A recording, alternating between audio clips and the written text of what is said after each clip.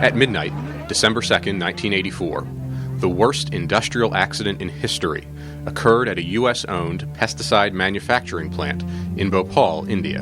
It was a reactive chemical accident. Methyl isocyanate is highly reactive with water. Dennis Hendershot is an industry consultant in chemical process safety and has toured the now-abandoned Bhopal accident site. Water got into the storage tank somehow. Water reacted with the methyl isocyanate, causing the release, which killed thousands of people. Thousands more died in the aftermath of Bhopal, and tens of thousands continue to suffer today. But Bhopal also brought about change. Bhopal totally changed the understanding of potential process safety hazards in the chemical industry. Bhopal spurred Congress to require new OSHA and EPA regulations covering chemical process safety. And Congress established the CSB to independently investigate chemical accidents. There have been many positive changes in chemical industry process safety since 1984, when the Bhopal nightmare occurred. But the CSB has found that accidents involving reactive chemicals still occur all too frequently and often with tragic results. This video focuses on 4 major accidents investigated by the CSB. Accidents that demonstrate what happens when reactions run out of control, resulting in fires, explosions, and toxic releases that cause death, injury, and environmental damage. Such an accident unfolded on the morning of January 31, 2006, when a vapor cloud exploded at the Synthron acrylic polymer manufacturing plant in Morganton, North Carolina. The blast killed 1 worker and injured 14 others.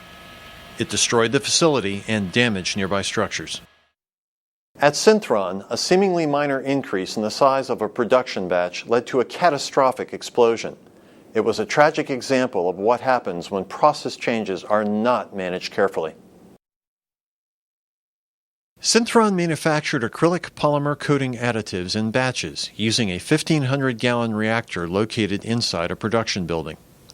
The company had produced the polymers for years without serious incident, typically using a 2-step process.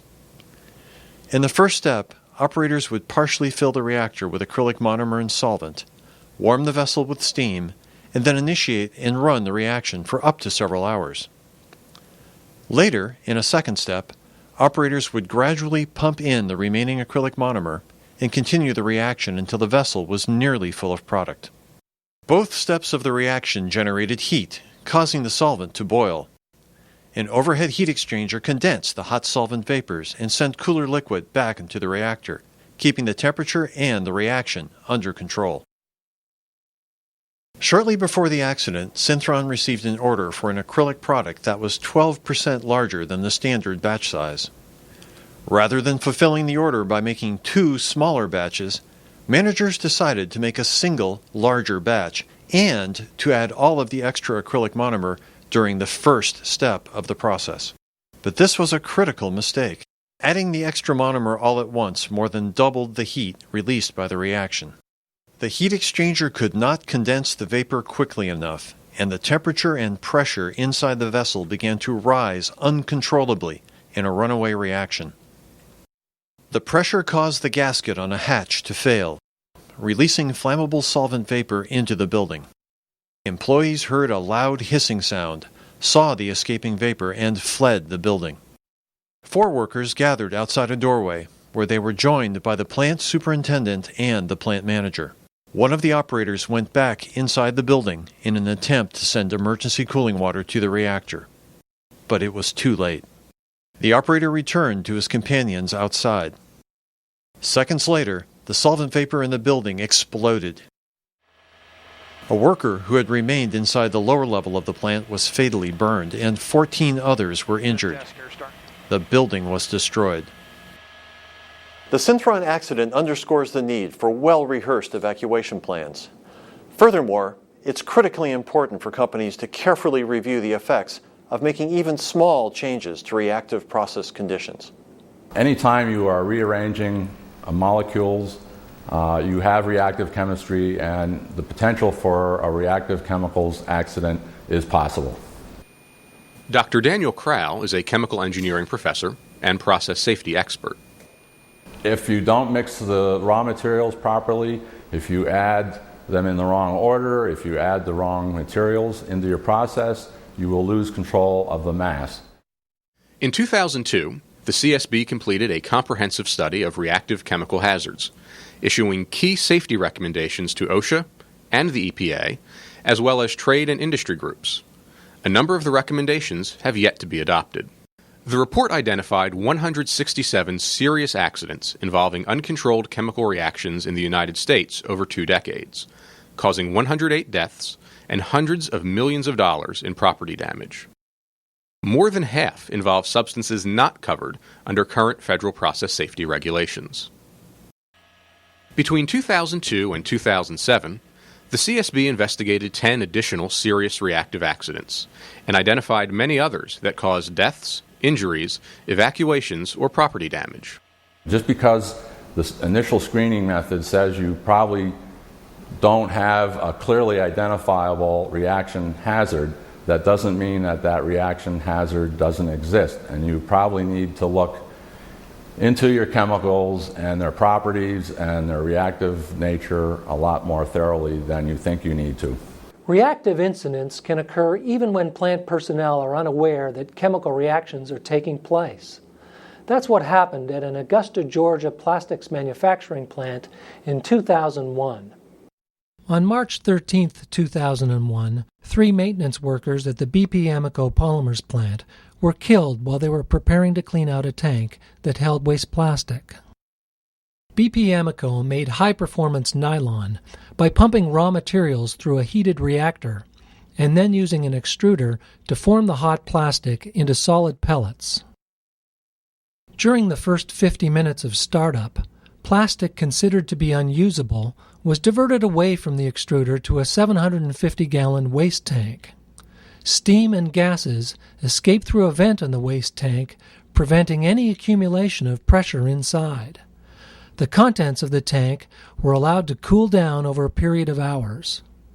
Workers then opened the cover to remove the waste plastic. On the afternoon before the accident, operators began to start up the process. But there was a mechanical failure in the extruder. While the operators tried unsuccessfully to fix the extruder, the hot plastic continued flowing into the waste tank for an unusually long time. Supervisors eventually aborted the startup, but by then the waste tank had already overfilled with molten plastic. The excess plastic clogged the vent line and the emergency pressure relief line. With the lines and pressure gauge now sealed off, workers would have no reliable way of determining whether the tank was under pressure. As the outside of the waste tank gradually cooled, a hard plastic layer several inches thick formed around the inside surface of the tank. But closer to the center, the plastic still remained hot and molten. Unknown to workers, a slow decomposition reaction was occurring inside the molten plastic. Over a period of hours, the hot plastic molecules were breaking down, forming gas bubbles and causing a dangerous buildup of pressure. Just after 2 a.m., 12 hours after the startup attempt, 3 night shift workers approached the waste tank to clean it out. The workers began to unbolt the cover of the tank. After they had removed half the bolts, the extreme pressure blew the 1,750-pound cover off the tank with explosive force and ejected hot plastic over a wide area. The waste tank recoiled backward, breaking hot oil pipes and creating a vapor cloud which ignited 6 minutes later. 2 of the maintenance workers were killed instantly when the tank cover blew off. The third was pronounced dead on arrival at a hospital. This accident shows how even slow chemical reactions that don't produce any heat can still be hazardous. In this instance, company researchers knew that molten plastic could react to produce gas, but that information was not sufficiently incorporated in the design of the process or communicated to workers. I think that is one of the main issues. And it's not so much that nobody was aware of that information, but rather that the people who were actually operating the process didn't have the information or didn't have access to it. But somebody, somewhere, even within the same organization, often had that information. So a lot of the problem, I think, is education and awareness. If you was never in an explosion, it's a horrible feeling. You'll never forget it. Robert Oliver was a victim of a reactive chemical accident at Morton International in 1998 in Paterson, New Jersey. He and other survivors spoke about the human impact of such accidents at a CSB public hearing on reactive hazards in 2002. I hope this would help not the United States, but the whole world to be more careful or get more insight on the chemical that they're working with. I can remember when the fireball hit. I can remember being blown through the air. I can remember the fire. I remember the pain. I lost track of time. I went blank or something. I don't know how I got out of that area. If my coming here today should save one life or stop somebody else from going through the nightmare I have been living, then it's worth coming here and going through the pain of living it again. Thank you. The CSB's 2002 study found that over 90% of serious reactive chemical accidents involve hazards that have already been described in the publicly available literature. The board recommended that, to better understand reactive hazards in their processes, companies should consult multiple sources of information and conduct specialized testing if necessary. Collecting adequate safety information and data is especially important when scaling up a reactive process. On April 12, 2004, the MFG chemical plant in Dalton, Georgia, experienced a runaway chemical reaction. It caused the release of highly toxic vapors into a residential community. The CSB determined that the accident occurred because MFG did not safely scale up a chemical reaction from the laboratory to a large production vessel. MFG was contracted to manufacture 35,000 pounds of a plastics additive called triallocyanurate, or TAC. The company produced 3 trial batches of TAC by reacting aloe alcohol and cyanuric chloride inside a small 30-gallon test reactor. In the first 2 tests, operators controlled the exothermic or heat-producing reaction by adding one of the raw materials in small portions. In the third test, all of the chemicals and a catalyst were combined in the test reactor at one time, which was the procedure that MFG later decided to use when scaling up to full production. This third test produced significant heat, but the water cooling jacket around the small vessel was able to keep the temperature low and control the reaction. However, MFG did not realize that compared to the small test reactor, it would be far more difficult to control the temperature in the 4,000-gallon production vessel. The surface area to volume ratio was much lower in the production vessel than in the test reactor. Starting the production process for the first time, operators loaded the large vessel with all of the cyanuric chloride powder and the catalyst. They then added all of the aloe alcohol and began mixing the chemicals. To control the temperature, MFG had rented a portable chiller and connected it to the cooling jacket on the vessel. But as soon as all of the raw materials were combined, the reaction began producing heat faster than the cooling system could remove it. The temperature increased uncontrollably, and with all of the raw materials already in the vessel, nothing could be done to control the reaction. The pressure inside the reactor climbed rapidly as the mixture heated. Suddenly, a gasket blew out, releasing toxic aloe alcohol and aloe chloride vapors into the atmosphere. About 10 seconds later, the emergency pressure relief rupture disc burst open, releasing more vapor. Unable to slow the reaction or contain the release, the operators were forced to evacuate to a safe location upwind. The toxic vapors quickly spread into the residential neighborhood east of the facility. Authorities ordered the evacuation of more than 200 families, but the town had not trained or equipped its emergency responders for such an accident. 154 people had to be decontaminated, including 15 police and ambulance personnel. This accident emphasizes the need for emergency responders to be fully prepared for a toxic chemical release. the CSB found the company could have prevented the accident by better understanding the chemical process and knowing how to prevent a runaway reaction.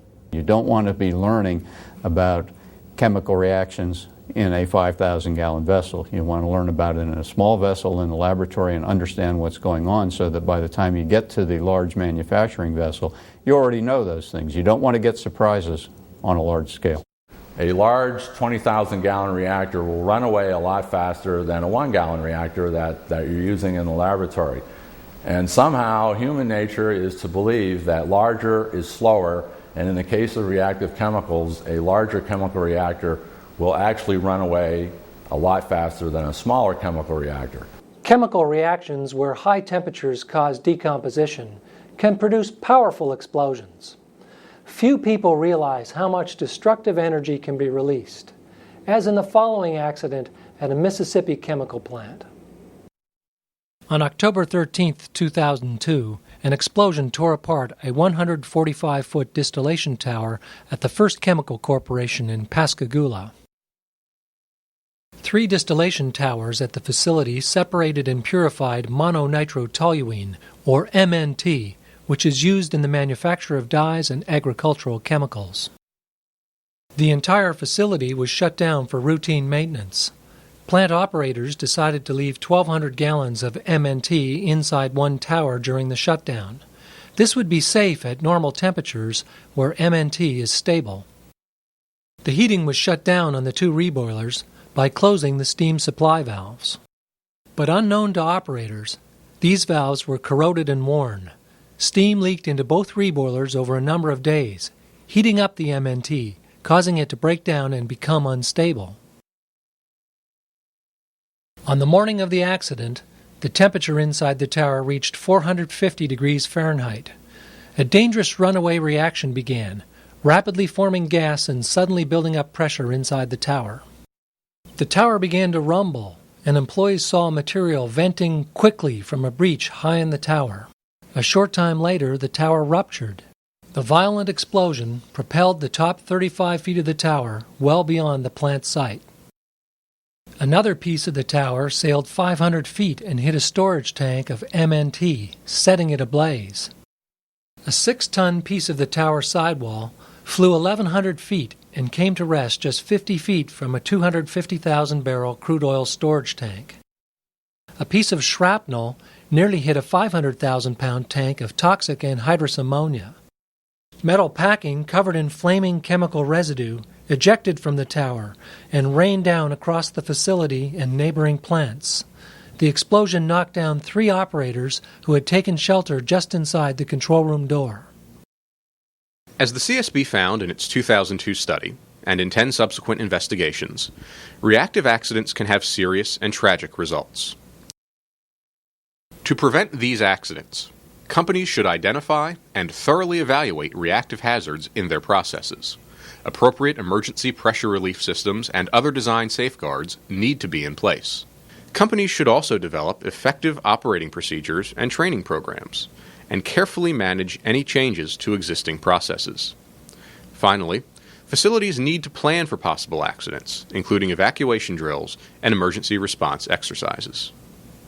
The most important thing to managing reactive chemistry hazards is that you have to have a thorough and complete understanding of your chemistry under design conditions and also under all foreseeable abnormal conditions. The main message I have is that we cannot avoid reactive chemical hazards. However, chemical plant accidents involving reactive hazards are unacceptable. The technology and the management systems do exist to produce these products safely. Much progress has been made in chemical process safety since the Bhopal accident in 1984. But deaths and injuries continue to occur from uncontrolled chemical reactions, and significant gaps remain in federal regulations and industry programs to control reactive hazards. It's time to redouble our efforts to prevent these tragedies.